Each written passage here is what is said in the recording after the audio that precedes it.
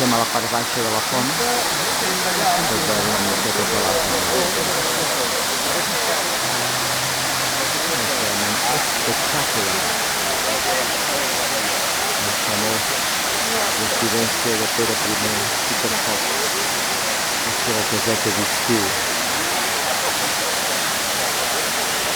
I això està ple de xinesos i de turistes.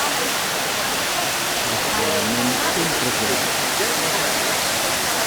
Les empades.